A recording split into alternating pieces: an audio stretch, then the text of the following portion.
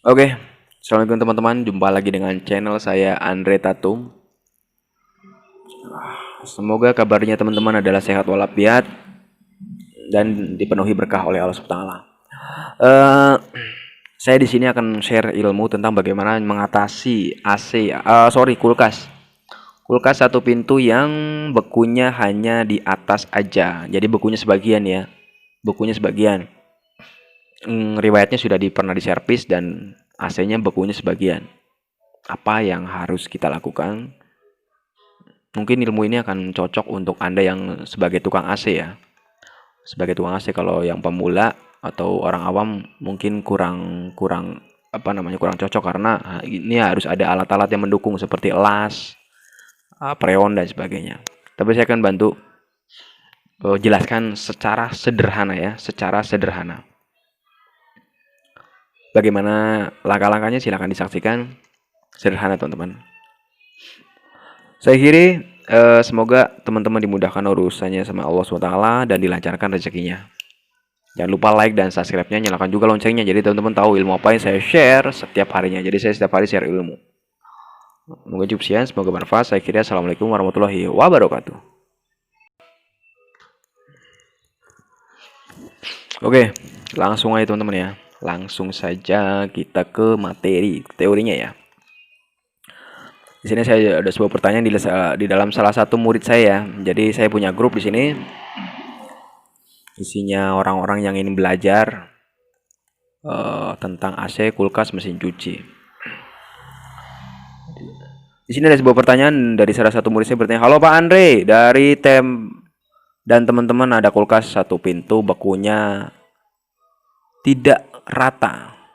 Bekunya tidak rata. Bekunya tidak rata dan lemari baru bisa beku. Dan lama baru bisa beku." Sebentar saya perbesar dulu ya.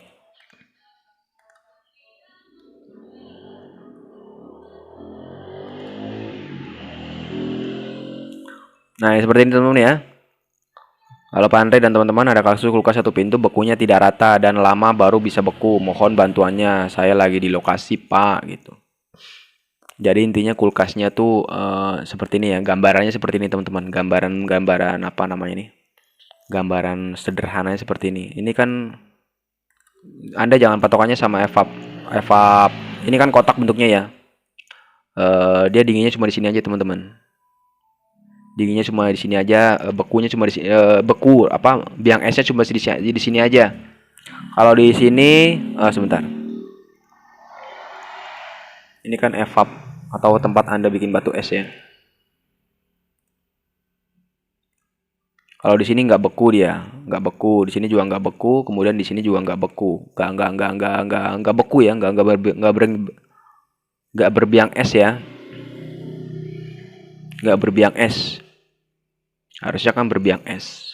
Dan kasus apa kronologinya nih, kulkasnya sama dia sudah habis diservis.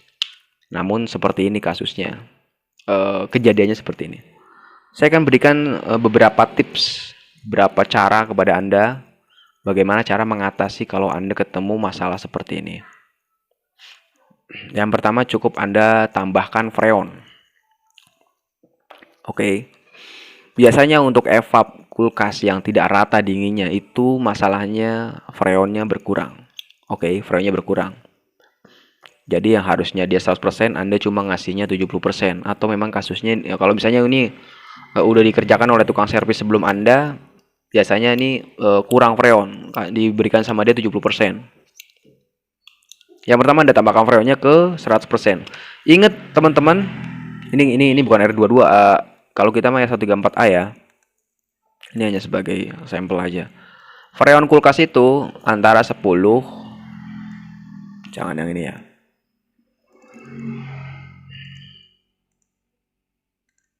Freon kulkas itu antara 10 sampai 20 PSI ya teman-teman. Freon kulkas itu antara 10 sampai 20 PSI. Namun Anda jangan berpatokan sama freon, Anda patokannya sama ampere. Kalau ampernya sudah maksimal, kemudian filternya sudah hangat, itu Anda stop. Oke, kemudian di dalamnya udah pasti bekunya bagus. Itu Anda stop. Jangan dilanjutkan lagi ditambah sampai 20 gitu, jangan. Maksud saya itu antara 10 sampai 20. Kalau 10 sudah dingin, sudah mantap, tutup, segel. Kalau 12 sudah mantap, tutup. 15 sudah mantap, tutup. 20 sudah mantap, tutup. Seperti itu cara kerjanya, teman-teman ya. Seperti itu cara kerjanya. Jadi jangan langsung Anda geber 20 gitu. Itu yang pertama Anda lakukan. Yang pertama sekali Anda lakukan. Yang kedua, sebentar. Anda tentu sebagai tukang kulkas pasti Anda tahu what is this. Ini adalah kapiler. Kebanyakan dari kasus yang saya jumpai sudah ditambah freon sampai 20 PSI gitu misalnya, tapi dinginnya tetap tidak produk. Maksudnya kurang rata dinginnya. Ini adalah jurus kedua. Yang Anda lakukan adalah ditambah kapilernya dengan ukuran 0,26 sepanjang 40 cm ya. Ditambah kapilernya maksimal 40 cm sepanjang ampere, jangan lewat ya. Yang kedua 0,26 sepanjang 40 cm. Cukup 40 cm. Namun kalau Anda ragu, Anda bisa tambahkan 1 meter. Kita bicara gamblangnya aja. Jangan apa namanya? Jangan takut ditambah kapiler terus bermasalah, enggak. Tambah 1 meter aja lah ya. Anda tambahkan kapiler dengan ukuran 1 meter. Ukuran 0,26 sepanjang 1 meter. Saya ulangi lagi ya. Anda tambah kapilernya dengan ukuran 0,26 sepanjang 1 meter. Paham teman-teman ya? Anda tambah kapilernya dengan ukuran 0,26 sepanjang 1 meter. Itu saja yang Anda lakukan. Jangan Anda ganti kapilernya. Misalnya, saya mau ganti aja Mas Andre biar rapi kapiler dari pangkal ketemu ujung. Itu nanti akan makan waktu. Kemudian yang kedua sulit juga. Nanti Anda harus pisahkan juga dong. Secara otomatis Anda pisahkan kapiler dengan pipa hisap nanti kalau diganti baru. Itu akan makan waktu dan bikin Anda pusing nantinya. Anda cukup tambahkan dengan kapiler 0,26 sepanjang 1 meter. Murah kok, cuma 3.000 perak. 3.000 sampai 4.000 semeternya itu kapiler itu. Oke.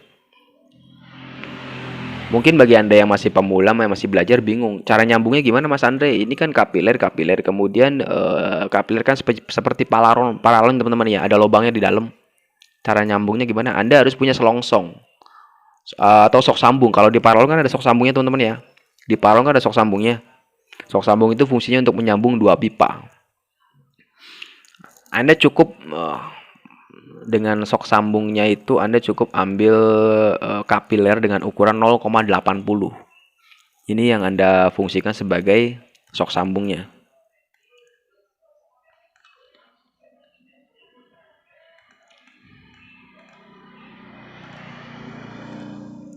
Anda cukup yang mana yang enak nih?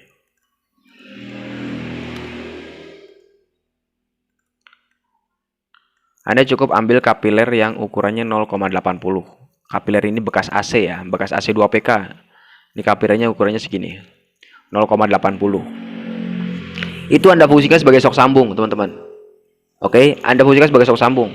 Kalau nggak ada, Anda cari ukuran pipa ukuran 3/16. Nah, ini juga bisa Anda dapatkan di tukang servis kulkas banyak ini.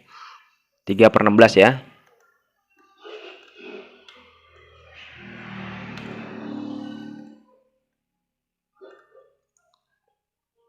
Yang penting Anda setiap ilmu yang saya share dicatat, jangan apa namanya. Jangan dapat ilmu kemudian nanti dilupakan. Fungsinya kalau dapat ilmu dicatat itu adalah Anda sebagai memorial, sebagai apa namanya? Kadang setiap manusia kan beda-beda teman-teman ya, apa namanya? Urusannya beda-beda, ada yang ngurusin ekonomi, ada ngurusin keluarga, ada anak nangis, istri nangis dan sebagainya. Makanya dengan Anda mencatat semua ilmu yang saya share, nanti Anda bisa paham apa yang saya sampaikan. Dan itu Anda bisa baca berulang-ulang. Anda bisa baca lagi, kalau lagi senggang waktu dibaca. Jadi manfaatkan waktu Anda itu untuk belajar. Jangan mengurusi hal-hal yang tidak penting, seperti ngomongin orang, kemudian ngerumbi dan sebagainya itu kurang rekomen menurut saya.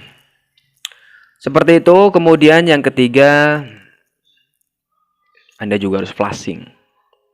Anda flashing teman-teman ya. Flashing itu udah banyak orang yang flashing.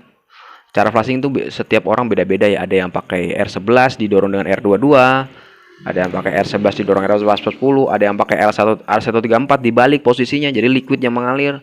Ada juga yang pakai musikul.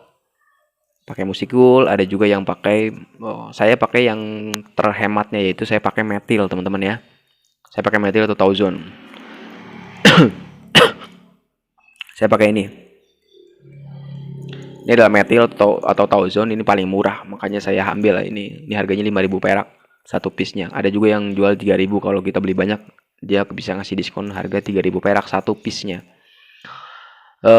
Untuk ukuran kulkas satu pintu saya butuh 1 botol untuk flashing. Cara flashingnya kalau teman-teman bingung, saya jelaskan secara sederhana ya. Tapi kalau teman-teman scroll di video saya banyak sekali cara flashing. Yang pertama, kulkas kondisi hidup. Oke. Kapiler buntunya Anda potong. Nanti anginnya bakal keluar semua, termasuk freon, oli dan sebagainya bakal keluar di situ. Kemudian setelah anginnya habis, Anda jodohkan kapilernya dengan metil 1 botol itu. Ya, dicelupin ya ke metil 1 botol. Nanti akan tersedot. Nanti Anda cabut colokan, dia akan tersedot. Ini yang namanya efek vakum. Nanti dia akan nyedot. Udah habis yang disedot, kemudian Anda segel, Anda las ya. Kemudian Anda potong pipa hisap yang dari evap. Anda potong. Kemudian Anda nyalakan sistem. Nanti secara otomatis metil itu akan keluar dari evap. Dari pipa yang dari evap ya, nanti akan keluar dia. Terus saja Anda tahan, udah nggak kuat tangan Anda lepas. Nanti akan keluar dia tuh metil-metilnya. Anda akan keluar beserta oli-oli yang ada di dalam evap akan keluar. Dan jangan lupa finishingnya nanti pakai metil setengah botol. Jadi udah disambung semuanya ya. Sistemnya pipa hisapnya sudah tersambung semuanya ke ke sistem. Kapiler sudah Anda tambahkan, kemudian Anda nyalakan lagi. Anda nyalakan sebagai proses vakum ya. Nanti kapiler buntu akan keluar angin lagi kan ya. Anda siapkan metil setengah botol. Anginnya udah habis, seperti semula, anginnya seperti tadi ya, anginnya sudah habis. Kemudian Anda cabut colokan, nanti metil setengah botol itu akan tersedot. Setelah tersedot, Anda segel. Oke? Anda segel, kemudian sudah disegel, silakan lakukan isi freon seperti biasa. Sederhana teman-teman ya. Sederhana sekali, asal Anda mau mencobanya, Anda mau praktek dan Anda mau mencatat ilmunya. Jangan lupa, ini yang kadang suka dilupakan oleh kebanyakan tukang AC. Anda tes dulu performa mesinnya. Sebelum Anda melakukan yang itu tadi, Anda tes dulu performa mesinnya. Mesin yang sudah lemah itu juga akan mempengaruhi produktivitas batu es Anda, kulkas Anda. Caranya sederhana teman-teman. Anda potong aja ininya, pipa yang ini ya. Kalau Anda bingung, tiga-tiganya Anda potong. Tapi kalau Anda udah paham, pipa yang ke sistem aja. Karena nanti ada satu pipa yang buat ngisi freon. Anda potong pipanya, kemudian Anda colokin kulkasnya, nanti Anda pegang mesinnya, Anda yang anginnya yang ngebuang itu Anda pegang. Anda tutup pakai jempol Anda, kuat nggak dia? Kalau mesinnya masih kuat, 10 detik dia kuat, itu bisa positif, berarti mesin Anda masih bagus. 10 detik ya. 10 detik tangan Anda udah nggak kuat lagi nih. Tangan Anda ngelawan gitu kan, maksudnya nggak kuat tangan Anda, itu berarti mesin Anda masih bagus. Dan sebaliknya, kalau udah 10 detik tangan Anda masih kuat, berarti mesin Anda sudah lemah, sudah loyo. Masalahnya berarti hanya di mesin aja. Perlu diketahui, mesin itu jarang sekali rusak teman-teman. Tapi alangkah baiknya kita melakukan SOP yang sudah saya instruksikan, agar Anda tidak kerja 2 kali. Sederhana teman-teman ya, sangat sederhana. Saya doakan agar seperti itu ya teman-teman ya. Saya doakan agar teman-teman bisa menyelesaikan kasus ini dengan sempurna. Yang penting teman-teman praktek. Saya akhiri. Semoga bermanfaat. Assalamualaikum warahmatullahi wabarakatuh.